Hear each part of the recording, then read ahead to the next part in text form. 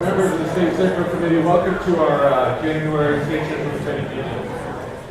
First, I'd like to thank Todd Peterson. Originally, this meeting was planned in the Pivot Center compound. That was previously booked by some of his co-workers. He graciously has offset the cost of us for holding here at Novus. And I wanted to thank Todd. We'll begin the meeting by a prayer offered by Adam Gardner. Adam.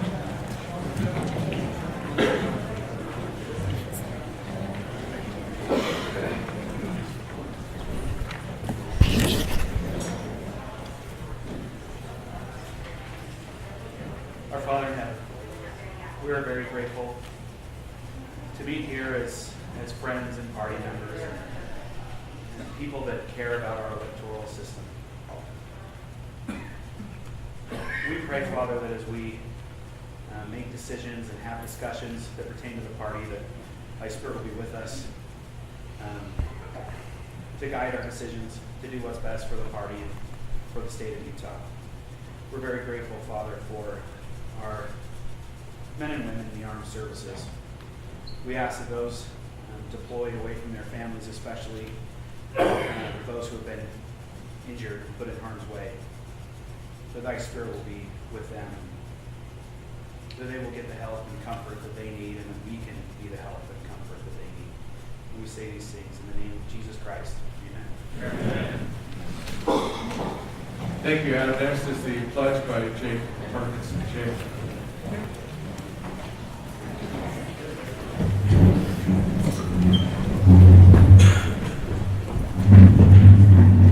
Please join me in the Pledge of Allegiance.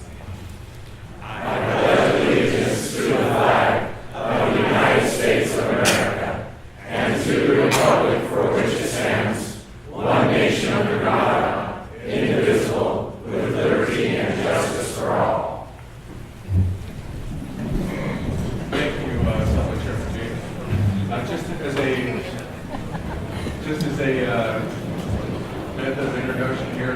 Would all our veterans please stand and be recognized? If you're a veteran, would you please stand? Thank you.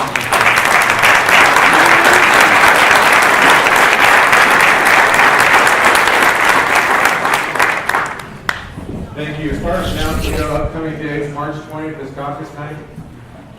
Planning is well underway for that. April 21st will be our nominating convention. As another announcement, Caroline Harron, would you please stand or raise your hand over there? She's over to the left, my left, or your right. The Utah Republican Latino Coalition has a Latino Day on the Hill, February 22nd at the Capitol Rotunda. If you have any questions, please contact Caroline for that. We also have Congresswoman Love here, and would like to offer her 2 minutes to address us before she needs to leave. Yeah.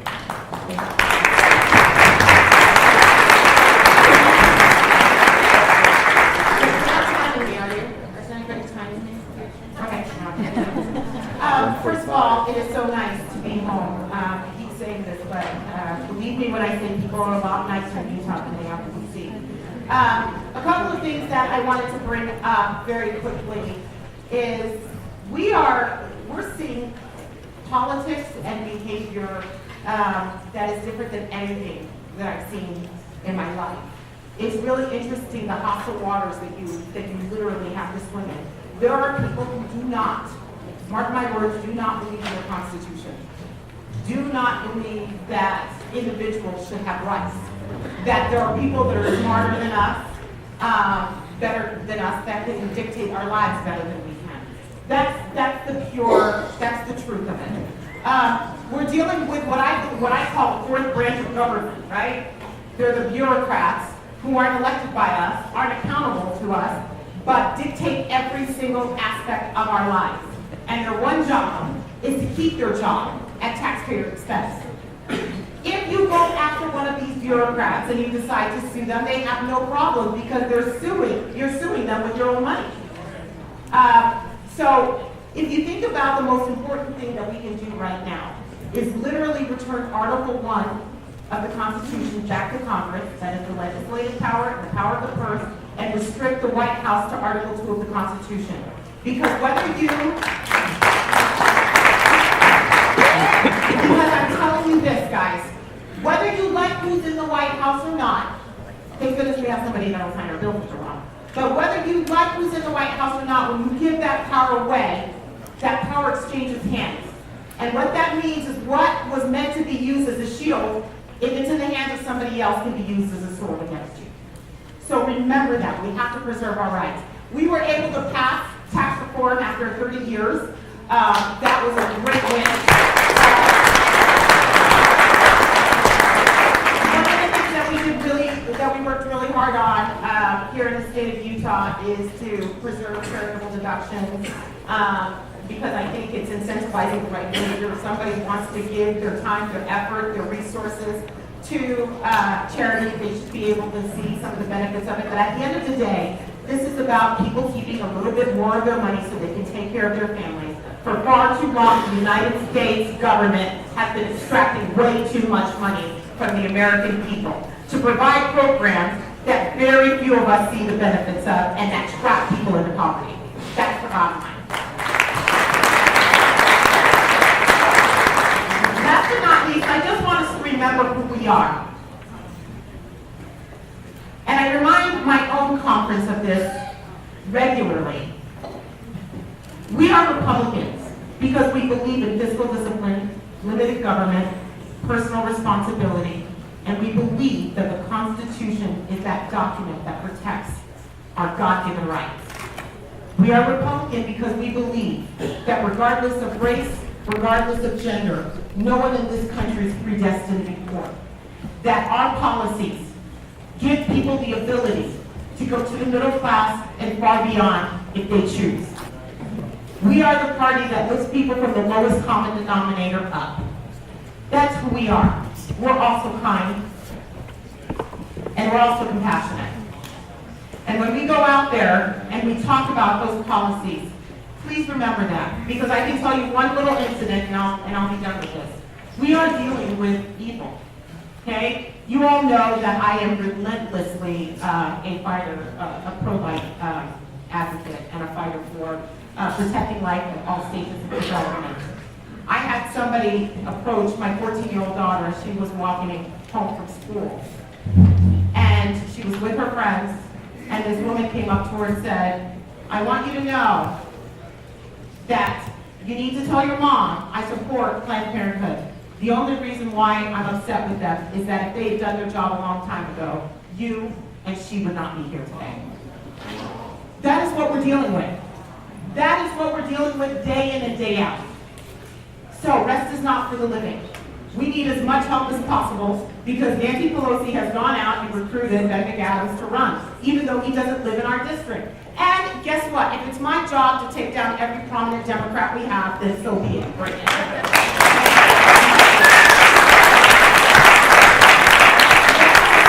love you guys. You guys are great. Thank you so much for the support. Thank you for being here. Let's make sure that our space here is not taken for granted, that we preserve the great electoral process that we have here. Thank you.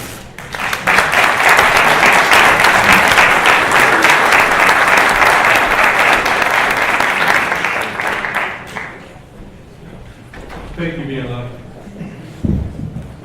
Okay, next item on the business is adoption of agenda. I remind everyone that a lot of people drove to the corners of the state, so please, let's get through this as quickly as possible so we can get people home and out of here as quickly as possible. Mr. Chairman. Right, we have, as far as the forum today, we have a page running around the microphone, right? Before I get into that, Chairman recognizes Kurt Black. Thank you, Mr. Chairman. I'm hoping we can get through our business today without disrespecting the chair or disrespecting the city central committee.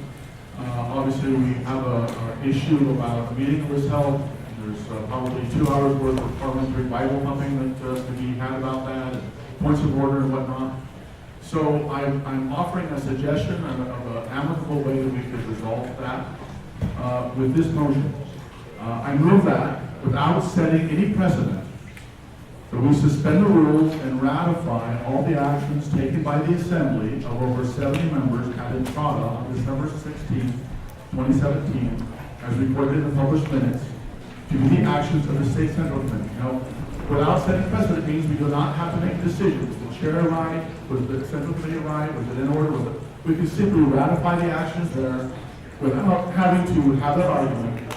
There were over 70 members there, most everything passed by unanimous vote. That's probably the majority of the people here. So probably the same things that passed there will pass today. So I understand the motion. we can ratify it. Wait, I understand the motion. It needs to be Go moved ahead. and seconded. Thank you. I understand doing that. Okay, and seconded. Okay.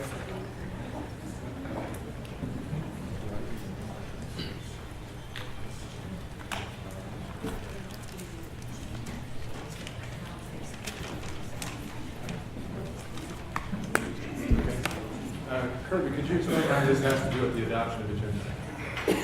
Yes, because many of the things that were discussed at the meeting on the 16th are already on the agenda, so we could save a lot of time on the agenda by removing those items that are in conflict with what was previously adopted at that meeting. Thank you. If we ratify those items, then we can remove a lot of the items from the agenda, therefore it's directly applicable to the agenda. Okay, the chair has declared that the 16th of December meeting was invalid. The chair stands by that. The party does not recognize that meeting, therefore that motion is Point of order, Mr. Chairman. The chair recognizes Lane there. I respectfully suggest that the chair doesn't have the authority to declare the meeting on the 16th of December as invalid. And so therefore,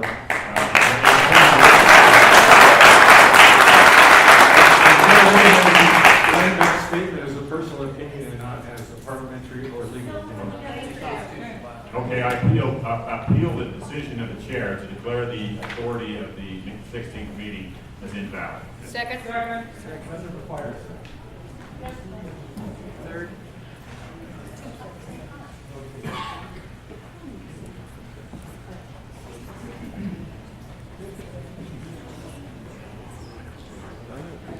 So what's going on here is the opinion that I issued on December 14th was an opinion based on a legal opinion of calling the meeting.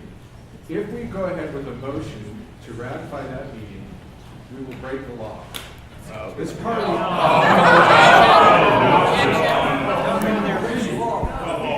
This is it.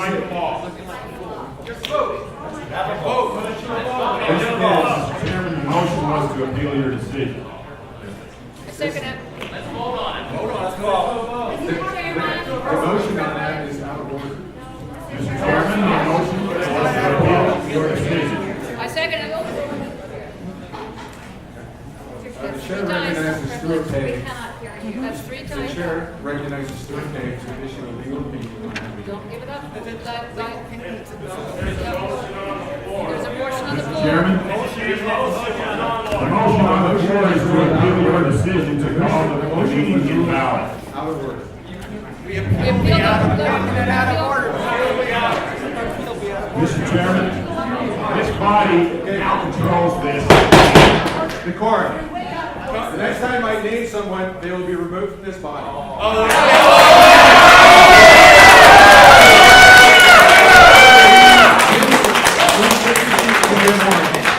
Mr. Beck, please take your seats. Mr. Beck has been named, he will be removed from the audience.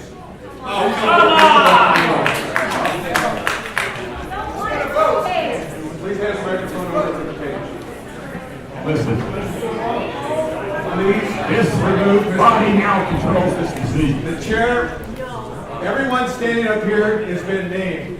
Drew Chamberlain, remove them from the audience. Chris Harris, remove them from the audience.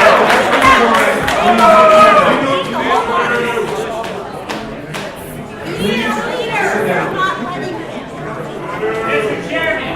It's a breach of the quorum. They will be removed from these bodies.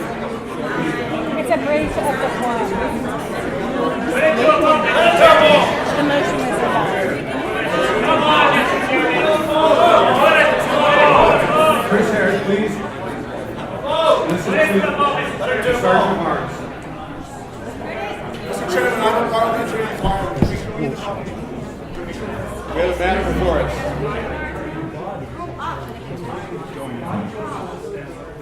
No, because you're ready to go down. You grow up. Sit down. Let's have another conversation. Would everyone in the audience please take their seats? No.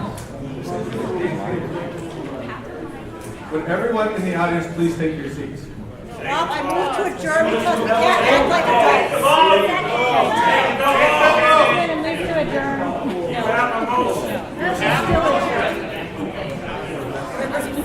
Everyone, please take your seats. If you're standing, I'm asking that you be removed from this body. This is a breach of decorum. Everyone has an equal opportunity to address this body. Before we discuss a motion, I am asking that a legal opinion be rendered on the motion decision before the floor. This legal opinion is important for everyone's decision. If we cannot maintain decorum and get this information out to everyone, we cannot make an informed decision in this body. At this point, I'm asking us to restore decorum by everyone taking their seats. If you cannot take your seats, it is time for the body to be removed. Those individuals who refuse to take their seats to be removed from this body while the body decides to determine what to do. Legal issue, it's a parliamentary issue. Appeal the ruling of the chair. That's the motion. It's for removal as well. This is a decorum issue. Let's ask our parliamentarian. And I ask you to appeal that decision. It has been seconded 3 times. I asked for it 3 different times. Mr. Chairman, there's a parliamentary inquiry over here, please. There is no inquiry. I've asked you to be seated while we restore decorum to the room. That hasn't been done. Therefore, the chair is waiting for this body, for those gentlemen to either take their seats or leave the auditorium. There's a motion on the floor. No business is The motion on the floor has been interrupted by the decorum breach by certain individuals in this room. Please take your seats. Will you consider the motion if we sit down? We will consider this item in an orderly manner, yes. Now, please, everyone, take your Which seats. item are we going to consider? We're going to consider the motion before us of the meeting on the 16th of December, which has been determined to be invalid. And that can be all. all. That decision was appealed. Your decision was appealed. This is not debate. This is not debate. I'm asking you to return your seats so we can move forward with the meeting.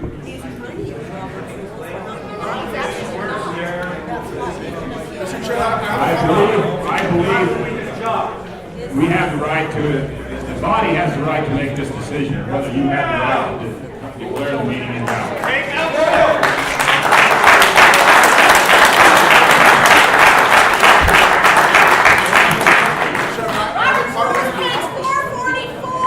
I'm going to ask this body to take a vote on the chairman's decision to declare the meeting invalid.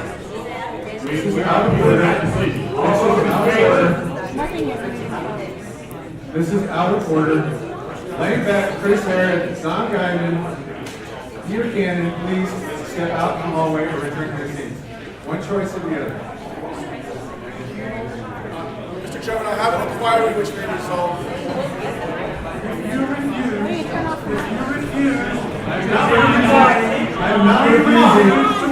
I am not refusing to take this matter before the body. I am not refusing. Refuse to consider the body.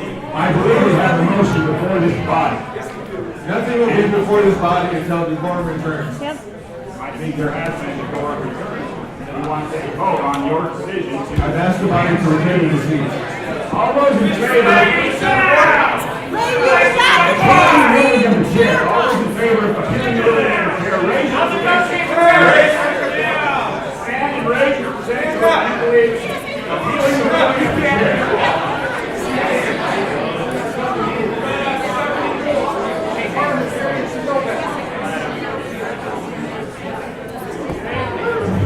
All those who oppose, stand and raise your hand.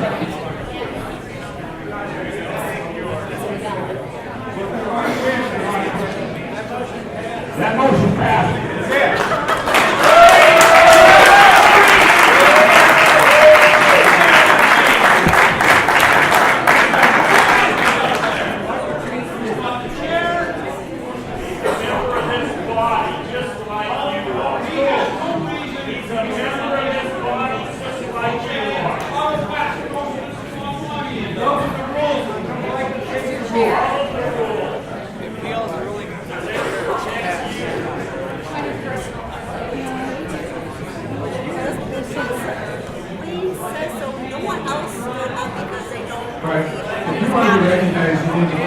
your seats and stand from your seats.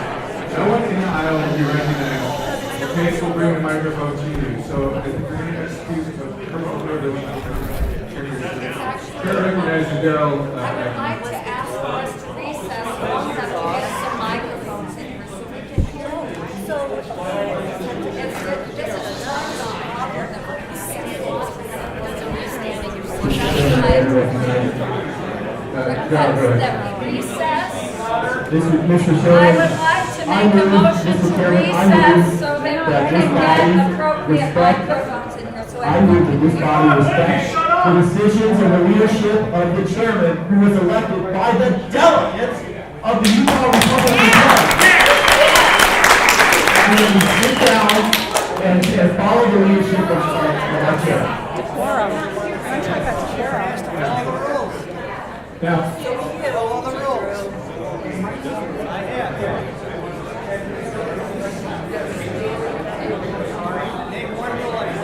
since there's been a little bit of a confusion here, would you say?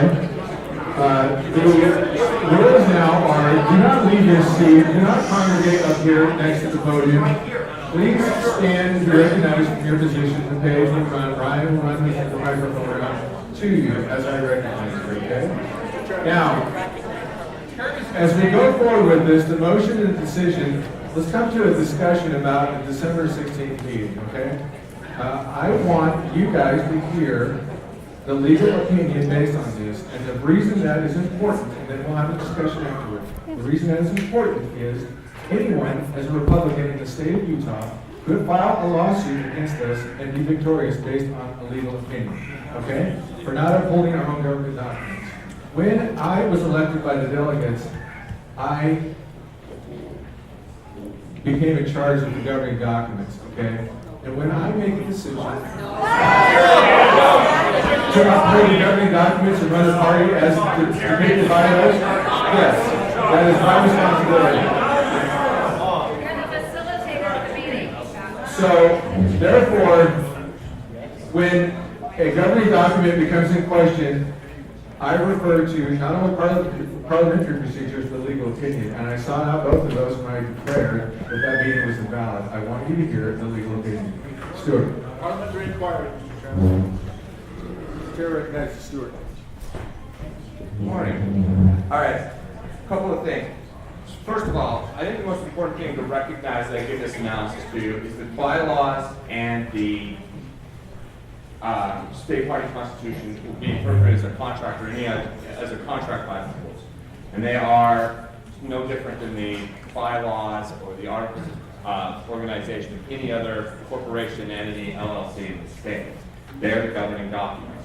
They lay out the rights and the limitations on the party. They lay out requirements for certain actions.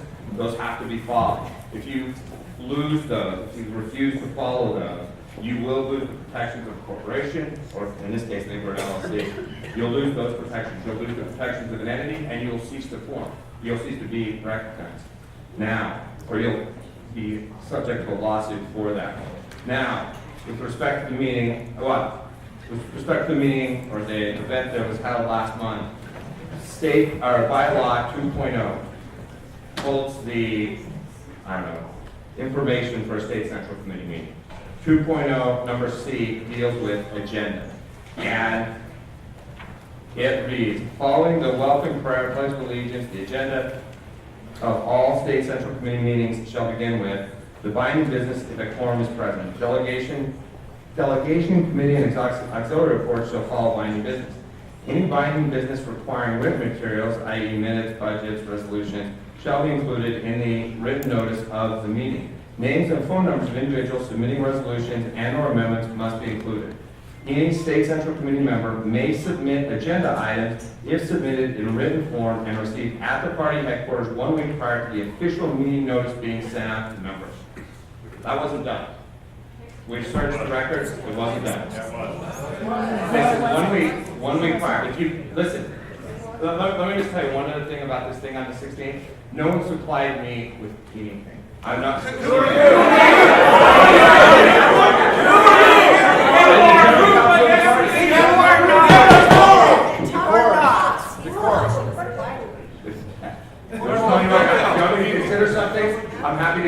good. I know that Fred Cox, Nels Beckstrand, and Chris Herod know how to get in contact with me. And if you're wondering, Stuart Pay and Google, you can find my email address. I'm happy to consider anything. Let me finish my analysis, and then if you want to ask me a question, Fred, I'm going to bring it.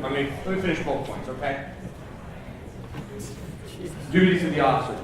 The other thing, a problem, and I read, Fred was kind enough to send me Kirby's analysis. I think there were two, right? One dated like December 8th, one dated sometime later. Is that right, Kirby? Okay. One of the arguments Kirby makes is that the secretary could call the meeting to order or act as chair at the committee. The problem with that is that's not what is in the party constitution. It lays out very clear duties for various people. And let me just make clear the point here. The chair and the vice chair, the chair is, and I'll just read it, the state chair, this is the Constitution, hold on. Article 2, number B. Chair. The state party chair shall serve as the chair of the state central committee and as the chair of the state executive committee. The chair may appoint, subject to the approval of the state central committee, party personnel, and the general counsel. The state party chair shall serve as liaison with the lieutenant governor, and it goes on to some things that aren't of interest here. Then it goes to vice chair. The state party vice chair shall serve as the vice chair of the state central committee and the vice chair of the state executive committee. The vice chair shall assist the chair in his or her duties and perform the chair's duties in the chair's absence.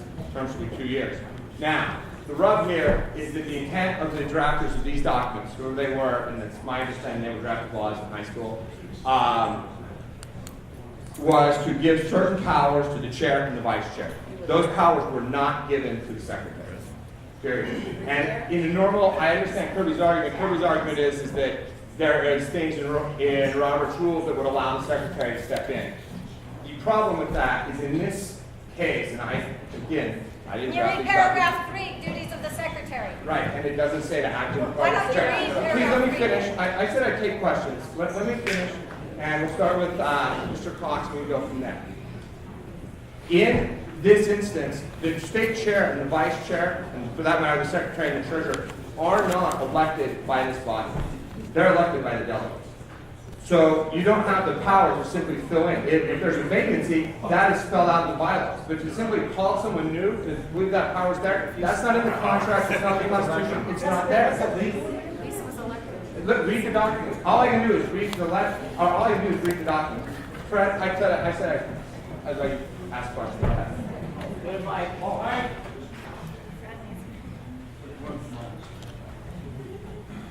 Thank you.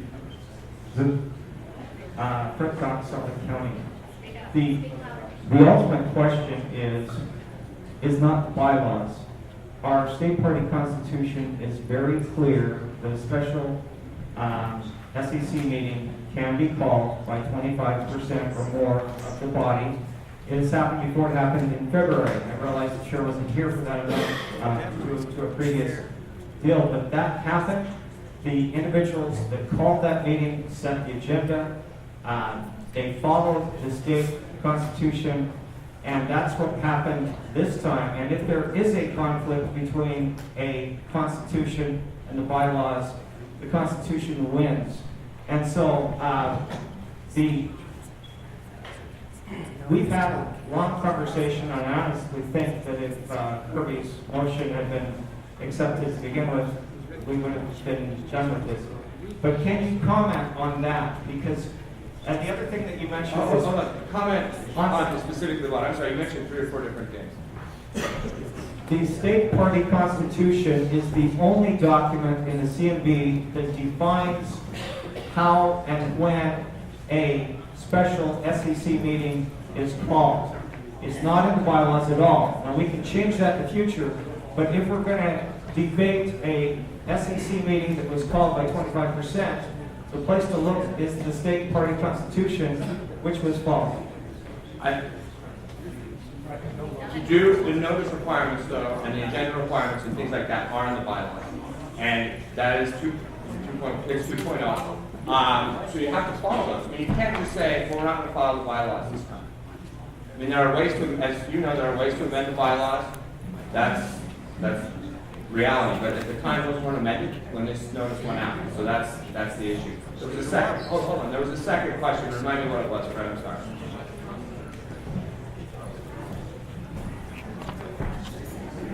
The notice met the Constitution. But not the bylaws. The second question is the documents.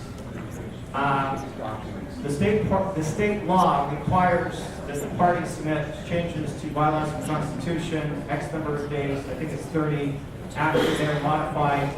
And it is my understanding that in the past, and including this year after our state convention, the secretary had been asked to file those with the state, and therefore going back to any documents prior to that date would be in violation of state law.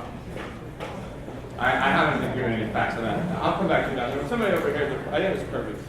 I'm waiting for parliamentary inquiry. Oh, okay. Don?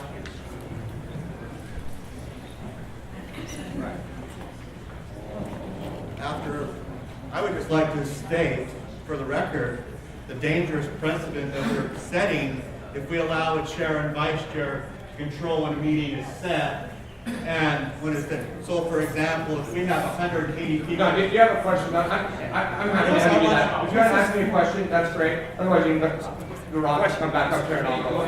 Yes.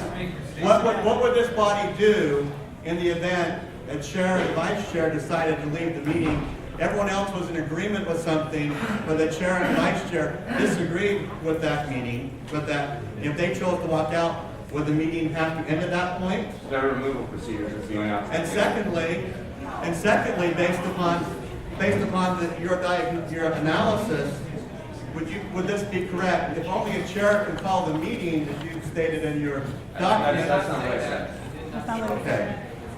But I would just note the dangerous precedent, a chair and vice chair, if they left the meeting, what happened? And we followed Robert's Rules of Order, which were in our document. You have a question? Because I don't want to